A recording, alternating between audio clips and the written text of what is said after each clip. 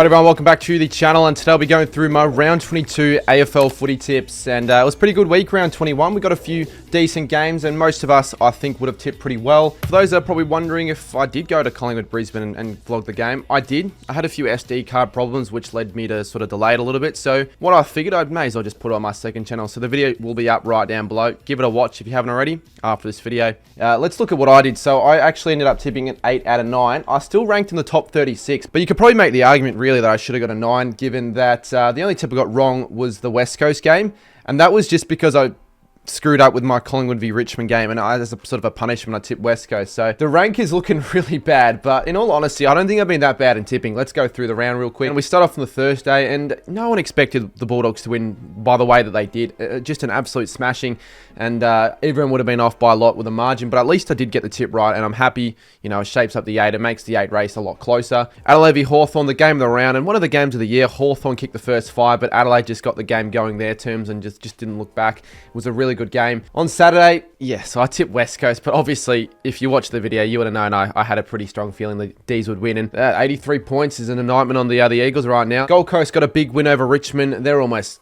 guaranteed now a final spot. I would have thought they'd be pushing for the 4. Ugly game of footy this was. Sydney winning though. Brisbane. Now, I backed the lines in, and regardless of the Collingwood, not able to tip them, I still would have backed the lines in.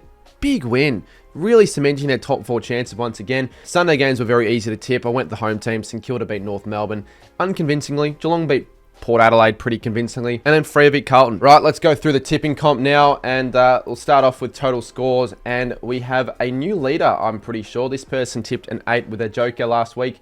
Skyfo with 157 and a margin of 472. Harry 09, PJRM, Vinny Fan, and Jezza DC round out the top 5 for the overalls. I have the prize amount up on the screen for you guys wondering, but yeah, keep tipping. You never know. Round 21, we had a top 5 of Noah is a Diva, who got a perfect score with a joker and a pretty decent margin. They would have tipped the Dogs to win it by a good 60 plus points. Given they only just started with all their zeros, not bad. Dash to God, also the perfect. Asher Green, Jeremy Lobo, and Joshua ran at the top 5. But we did have 12 all tip a perfect score using their joker. And thought I'd like to shout out as well the people that did a tip a perfect score that got a good margin as well. King Josh is the footy tipping king. G-Rope 16, Mitchy T, Dylan 1 Goat, and Geordie Boy 23 in the top 5 for best tips and margin overall without using the joker. Right, let's now head to the review of last week's big calls, and let's go through them in a little bit more detail, because we're actually quite close this week to avoiding a punishment. It all started off on the Saturday, and Melbourne took on West Coast. I thought the crowd would be under 20,000. You can make the argument that it wasn't the most outlandish big call of all time, but they didn't turn up, and I think the crowd ended up being in the 16,000. So I banked in my first big call correct, but then it all led to the Sunday games, because I didn't get the first one right. I waited for the Geelong Port Adelaide game. I wanted Jezza to kick a big bag for the 100 watch, but also I needed him to kick 6 for my big call.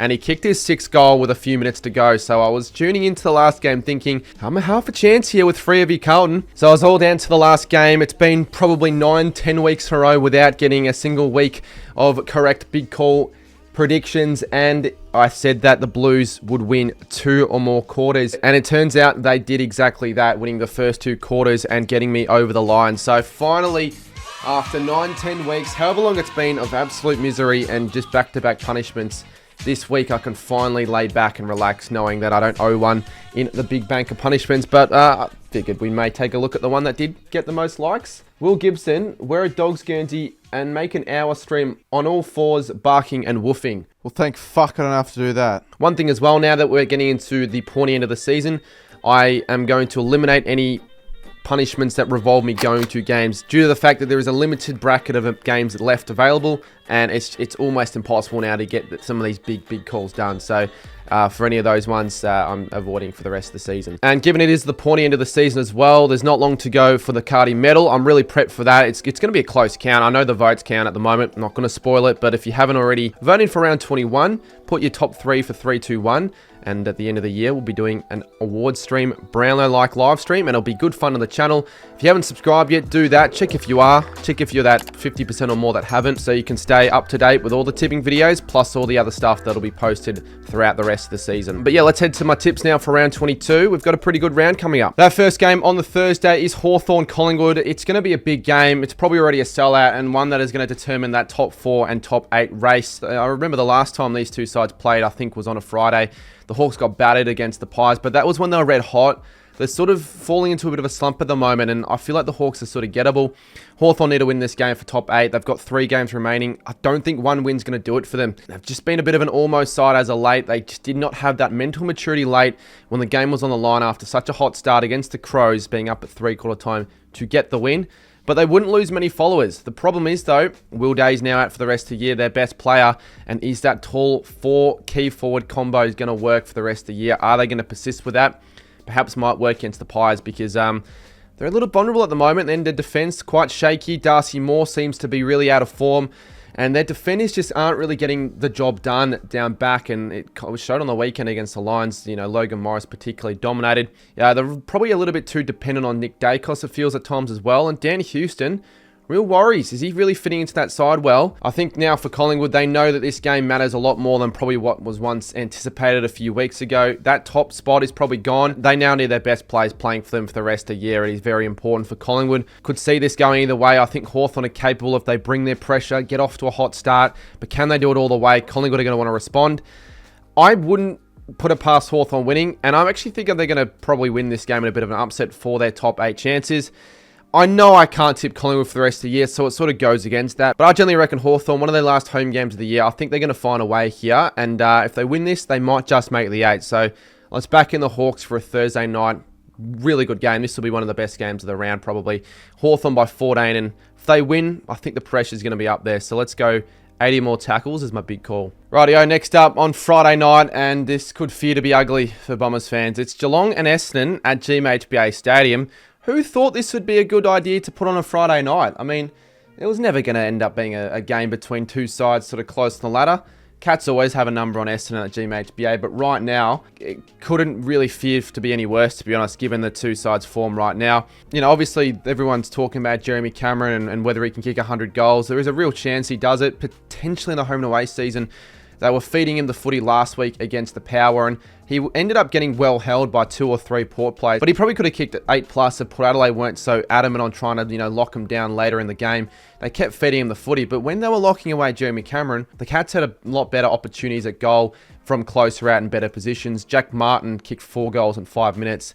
He's one example of a player that's just blossomed heading, into the finals, coming into that Geelong side. So Cats are in just really good form right now. They can pretty much do whatever they want in this game. I mean, the odds are $21 to $1.01. So it's almost a sure thing that the Cats do win this game. And I think the Cats probably are going to want Jezza to kick a bag again, which he's going to do it. I mean, he's playing Essendon, who have barely any defenders. They were competitive, at least the Bombers, on the weekend. I thought they showed some signs. Newen in his first game showed a bit. Couldn't get the win, but I think they'll take a 14-point loss against the Swans in one of those games.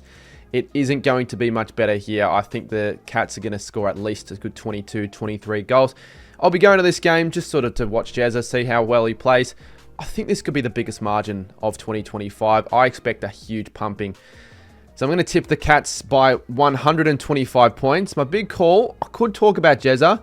I think they'll share the load still a bit, the Cats, for 12 or more individual goal kickers. We head to Saturday Arvo footy, and Richmond taking on St Kilda at the MCG is the first game. And this is a very good chance for the Saints to continue some good form right now with another win on the row. 3 wins would be good for the Saints. They've got Essendon the week after. It wasn't the best win, wasn't the prettiest win against Northwood last week. They got the job done, but it always seems to be the case whenever the Saints play North. It's not pretty on the eye, and almost choked it in the end. It was sort of like a polar opposite of last week where we came back from so far down. We almost fucked it up. We didn't, which is obviously pretty good. But yeah, it seemed like we were sort of flat to start things off. Almost like we were still celebrating last week. It took a little bit of time for the Saints to get going. Led by Naz once again. Wilkie had a good game. And hopefully we get a bit more of a consistent 4-quarter effort against the Tigers, which I won't take lightly. I know Richmond are sort of fading now at the end of the season. Sort of the youngsters are sort of not holding through as well. They were disappointing against the Suns, it has to be said. It took them until after halftime to find their first. They only kicked 2 goals for the entire game. Yes, it was quite an inaccurate display. They probably should have kicked more, but they were still disappointing. It's a winnable game for the Tigers if they play their best footy and the Saints aren't completely switched on. I could see a result here. We lost to West Coast, so we can lose to anyone really. But I just wonder if the Tigers are going to continue to fizzle out the rest of the season, or if we're going to see another performance, a strong one. They've got North next week, so they might get another victory. They might get to 6 wins.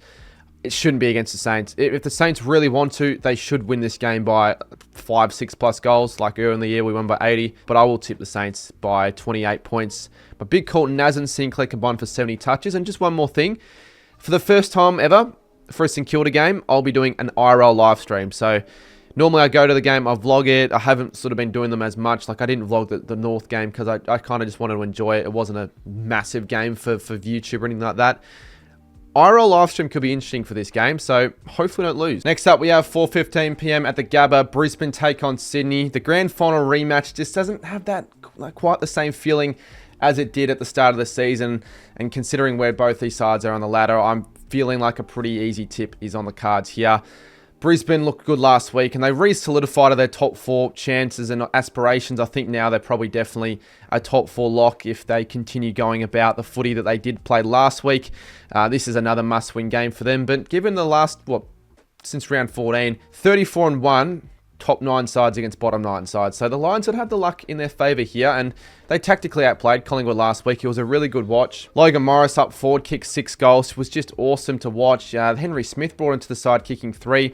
They all did their role. They defended well. They moved the footy well across the corridor of the MCG and sort of spooked the Pies. I thought the Pies were going to come back late. They withstood that in the end, the Lions, and they just got a really good win to just continue their premiership aspirations, and they're looking pretty good right now. They just got to beat Sydney, who I think right now aren't going to give too much. They didn't give much last week against Essendon. I expected a bit more for them. I know the conditions were terrible in the wet, but the only positive for any Sydney fans would have been Brodie Grundy's just awesome 39 disposal effort in the ruck. It was a crap game, and they're not going to want to watch the replay, Sydney fans. I just don't give them much of a chance considering they've got nothing much to play for. Brisbane are at home.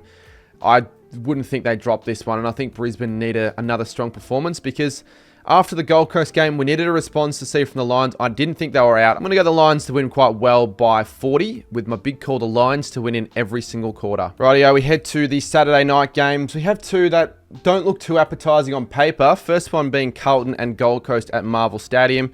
I think it's a danger game for Gold Coast here. You're still not 100% too trustworthy with the Suns with these sort of matchups because they have a tendency to lose these games. Maybe the old Gold Coast. I feel like the Gold Coast have now probably have changed and morphed out of that in a way. They're currently eyeing down a top 4 spots. They seem to have no worries playing against the poorer sides this season, away from home as well, apart from that Richmond game. So you'd think they'd be too good in this game, but you just never know. The Blues might find something. They might find something for bits and pieces. I just don't think they're the side that will do it for 4 quarters. I knew they would start well last week, but they faded away late. It was a pretty disappointing finish, highlighted again with another injury. O'Farrell, ACL, very disappointing to see that. He's a talent for the Blues that he'll be out for a long duration of next year. If the Suns are going to want to beat anything this year, must-win game for them. Just the danger signs are there purely because it's Carlton. You never know what they could bring out. And the Suns haven't got a good form record against the Blues, especially at Marvel. They haven't won since 2018 with fans. But I just think the Suns are going to be too strong, led by Noah Anderson, Matt Rowell in the midfield. Those two have been dominating all year. He could be on for a Brownlow, Noah Anderson, if he continues. And I just don't think I can trust the Blues. I think they'll have a big second half, the Suns, to win it by 31. A big call, the Suns will win any half by 6 or more goals. Also on the Saturday night, we've got Port Adelaide and Fremantle at the Adelaide Oval. And just like the Suns, this is sort of like a must-win game for the Dockers, but a danger game. I know the Dockers have been in really good form. They haven't dropped they've dropped 1 game since like round 10. It's just one of these sort of games I could see the Power getting up for. Sort of one last game for Ken at the Adelaide Oval. I know they didn't do that against the Crows in the showdown, but this is like a proper home game for them. Their season has been slipping away big time, and they're going to need to find something huge for any chance given their last 2 weeks. They've got a combined losing margin of 186 points. They always seem to give up in games when, they start off a little bit poorly, and had a terrible inside 50 differential of around 40 just about. So having the faith to tip the power is pretty low. The recent form against the Dockers has been good, though, at the Adelaide Oval. They haven't lost a game there since, but Freo are just into some really good form right now. They're rolling. They seem to be a mature side now. They seem to have pretty much just about locked in a final spot if they keep going. They obviously haven't yet, but just keep getting the wins they expect to, and they will. They're primed for finals. Had a scare against the Blues. Thought that maybe they were going to drop that game, but kicked clutch goals late. If they're good enough, Freo, they should win this game by quite a bit. And maybe they'll win this game by 50 plus if Port Adelaide drop their heads late. At home, it'd be a huge worry. I just think Port Adelaide might find something here. I don't know what has it in me. Maybe I want to tip a bottom 9 side betting a top 9 side. I don't know. Hayden Young out of the team may be a little bit of a sign, having me sway in my tip towards the power. I'm going to do it. I'm going to do it. I just feel like the power could bring something. We need to see an upset to finish the year. And if the Dockers lose this, then the next week against the Lions, they're going to have to win at least another game. And they got Brisbane and the Bulldogs. So that's away. Or the Bulldogs game. So I'm going to tip the power here by 4 points. Mitch Georgiades, he's second in the Coleman. If they get to win this game, he needs to have a day out. And I think he'll have 7 or more scoring shots. All right, we head to Sunday games. And we start off in Canberra. This will be the last game that I'll need to go to for the other stadiums. And this is GWS North Melbourne. Can we see a chance for North Melbourne here? I'd probably give him next to nothing. I know the Giants were terrible on the weekend. The big losers, I reckon, of round 20. It's sort of one of those games where they sort of forget. And it was against quality opposition. The Bulldogs at Marvel are no easy beats, but they were absolutely beaten in the middle. No Toby Green was a bit of a sort of a noticeable out. No Josh Kelly. But even then, they were minus 51 contested. So it's pretty bad. It kind of rules out their chance of top 4 almost. They've got to win their next 3 and hope things sort of go their way. North Melbourne, I know, can be plucky at times. And they did take it up to St Kilda for a lot of the game. They almost won. Larkey was good until he was injured. Sheezer was great. McKercher was great. But they just weren't good enough when it mattered. And I just can't see the Kangaroos having much of a chance, especially with the Giants. They'd be angry after last week. They're going to want to put the foot on the sword, make up a bit of percentage. If they can't beat the Saints at Marvel, North Melbourne, what makes me believe they can beat the Giants in Canberra? It's a hard tip to really want to back an upset for. And 99 to 1% sort of says it all. So it's just not going to be one of those pretty games. I'll be going there for the stadiums, but I'm not expecting a great game of footy. But the Giants should get a win, and a big win, I'm going to say, by, let's go 57 points. My big call that North will have a goalless quarter. Rightio, we head now to the Sunday afternoon game, and this one's between Melbourne and the Western Bulldogs.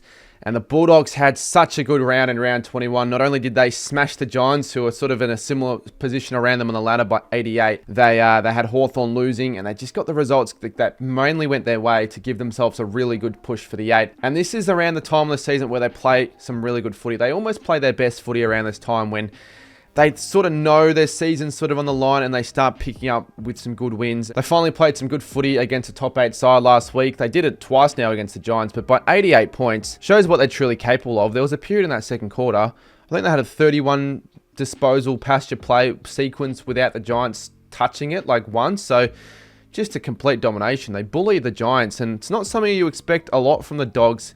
They have a good run against the Giants, but against a side in the top 8, we haven't really seen it all year. So in this side in Melbourne, they're not in the top 8. The Dogs haven't lost against a side below them all year. I just don't think that these are going to have much of a chance. Darcy and Norton are in some really good form. It's now 2 weeks in a row where both have kicked at least 5. I just think, again, a lot of these other sides in the top 8, top 9 that are fighting for the 8, they have too much to play for, and we've just been rarely seeing the bottom sides doing much damage and causing upsets. So yes, Melbourne are that side that I think could do it. They've been good in recent history against the Dogs, especially at the MCG, and they've had a good win after a terrible 46-point choke against West Coast by 83. But that was West Coast. The quality of opposition this week is levels above that I just can't really see Melbourne competing for the 4 quarters. The Dogs just have too much star-studded power throughout the whole lineup, too much firepower. I think they get a pretty comfortable win over Melbourne here, to be honest. I'm going to tip them by 33 points. I'm going to say my big call again, Darcy Norton. 8 goals combined once again. And finishing the round off, we have another extremely easy tip. West Coast Adelaide. One team's bottom of the ladder, the other team's top. Not much more I have to say in terms of previews. It's probably going to be a matter of by how much Adelaide want to win by. Will they rest plays heading to the next few weeks? They might. I think they probably won't. And I think that they're a side that want to completely feast on their opposition if they need to. They normally beat the Eagles by quite a lot in recent memory. So if a bleed it kills, they're certainly going to be hunting on the Eagles this week. It's going to be a bit of a bloodbath, you would think. Considering West Coast as well, they're kind of just vying for the season and injuries. They're still getting, every other week, and it seems like they're just basically making up the numbers now. When they're that uncompetitive against Melbourne, who are 13th, 12th on the ladder, who haven't got anything to play for themselves. They conceded 15 goals after half-time against Melbourne. Says a lot about where they're at. They're wanting the season to finish as soon as possible to make some sort of additions to their list, because right now they're looking absolutely fucking shite. Adelaide are absolutely unbelievable right now. Their footy they're playing look gone and out in the first quarter, but I just expect them to fight back like they did. They did it in the best way possible in that second, 42-0, and then they just ran over the top of the Hawks from there. It was a good game of footy, it has to be said, but the Crows probably the premiership favourites now. They're probably locked in and deserve that title of the premiership favourites. They shouldn't be finishing now outside the top two, especially after that Collingwood loss. It's going to be a massive win. It's just going to be by a matter of how much, and I'm looking forward to maybe seeing a big margin here. I'm going to be tipping my second 100-point margin of 2025. The Eagles have gone 2 years now without an 100-point loss. They want to be careful it's not this week. I'm going the Crows by 111 points. My big call, the Crows score 150 or more points to finish off round 22. So let's just quickly go through the tips. It's one of those rounds where you got a couple of good games here and there. Probably the only one that matters is Hawthorn v Collingwood. The rest kind of don't matter, but I could see an upset or two happening if, Fremantle or even Gold Coast aren't careful. But to quickly recap it, we're going Hawthorn by 14, the Cats by 125, the Saints to win it, the Lions, the Suns. The Power is my upset tip. The Giants, Crows, and the Bulldogs. This is the week where I do go to Canberra, but hopefully until then, I've got, other videos that I've sort of been banking on, editing behind the scenes. Check out the Zero Hanger podcast as well. I'll put the link in description. And the Saints TV podcast. I've been appearing on more podcasts, sort of, doing a few more other things behind the scenes. Just apart from the videos. But yeah, thank you all for watching though. Should see you tomorrow for my next video. Leave your comments down below for punishments. And yeah, hit that subscribe button. I almost forgot. A week's passed. I can finally change my name back to Cardman. No longer am I Buzzman22. Fuck yeah.